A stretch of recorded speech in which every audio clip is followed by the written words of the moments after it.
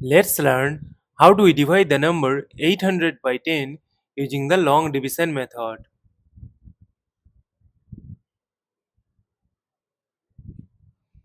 See that 8 is less than 10. That is why we will consider the number 80. We know that 10 times 8 is equal to 80. Subtract, we get 0. Now this 0 is less than 10. That is why we need to bring down this adjacent 0 here.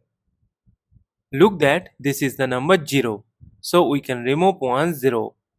And we know that 10 times 0 is equal to 0. Subtract, we get 0.